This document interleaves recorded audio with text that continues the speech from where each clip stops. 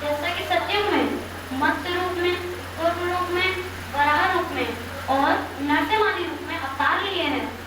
त्रेता युग में भगवान श्री राम के रूप में, द्वापर युग में भगवान श्री कृष्ण के रूप में, जहां उन्होंने श्रीमद् गीता के अर्जुन को उपदेश दिए। कलयुग में भगवान श्री कृष्ण कल्कि के रूप में अवतरित होंगे। श्रीमद् गीता में 18 अध्याय और 700 श्लोक हैं। गीता श्लोक पाठेन गोविंद स्मृति कीर्तनात् साधु दर्शन मात्रेण तीर्थकोटि फलम लभेत्। अर्थात गीता के पाठ से, भगवान के स्मरण और कीर्तन से तथा संतों के दर्शन मात्र से करोड़ों तीर्थ करने का फल प्राप्त होता है। चतुर्थ अध्याय श्लोक 9। जन्म कर्म च मे दिव्य मेकयो भेति तत्त्वतः त्यक्त्वा देह पुनर्जन्म नैति ममेति सुअर्जुन। अर्थात भगवान श्री कृष्ण कहते हैं, हे कौन्ते, मेरे जन्म और कर्म दिव्य अर्थात अलौकिक हैं।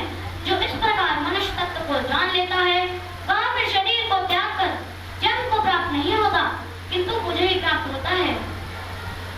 द्वितीय अध्याय श्लोक 37। हतो वा प्राप्स्यसि स्वर्गं जित्वा वा भोक्ष्यसे महीम् तस्मात् उत्तिष्ठ कौन्तेय युद्धाय कृतनिश्चयः।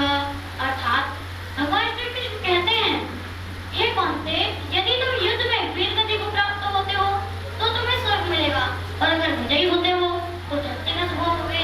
इसलिए उठो हे कौन्तेय और निश्चय करके युद्ध करो। द्वितीय अध्याय श्लोक 65। ध्यायतो विषयान् पुंसः संगस्तेषु बजायते संगत् संजायते कामः कामात् क्रोधो विजायते। अर्थात विषयों यानी वस्तु के बारे में सोचने से मनुष्य को उनसे आलस्य हो जाती है, इससे उसमें कामना बढ़ती है और कामनाओं के बीच में विघ्न आने से क्रोध की उत्पत्ति होती है। द्वितीय अध्याय श्लोक 23। नैनं छिद्रन्ति शस्त्राणि नैनं दहति पावकः न चैनं क्लेदयन्त्यापो न शोष्यति मारुतः। अर्थात भगवान श्री कृष्ण कहते हैं, आत्मा को निश्चित काट सकते हैं, न आग उसे जला सकती है, न पानी से भिगो सकता है, न हवा उसे सुखा सकती है। आत्मा अजर है। 7वां अध्याय श्लोक 19। बहुन जन्मना मन्ते ज्ञानवान् वा प्रपद्यते वासुदेव सर्वमिति स महात्मा सुदुर्लभः। अर्थात भगवान श्री कृष्ण कहते हैं, बहुत से जन्मों के अंत के जन्म में सत्य ज्ञान को प्राप्त मनुष्य सब कुछ वासुदेव ही है। जो इस प्रकार मुझको बनता है वह महात्मा अत्यंत दुर्लभ है। द्वितीय अध्याय श्लोक 63। क्रोधादिभव सम्मोहात् स्मृति विभ्रमा स्मृति भ्रंशात् बुद्धिनाशो बुद्धिनाशात् प्रणश्यति।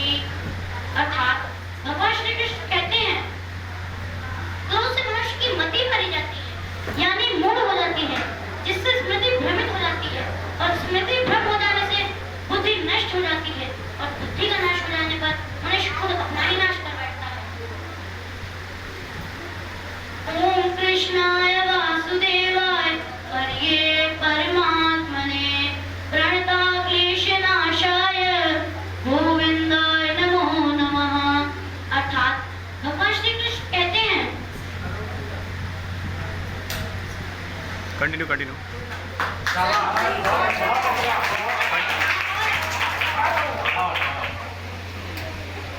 हे भगवान श्री कृष्ण, हम आपकी शरण में रहते हैं।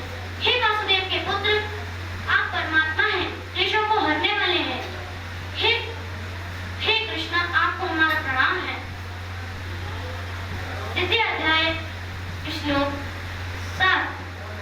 यदा यदा हि धर्मस्य ग्लानिर्भवति भारत अभ्युत्थानमधर्मस्य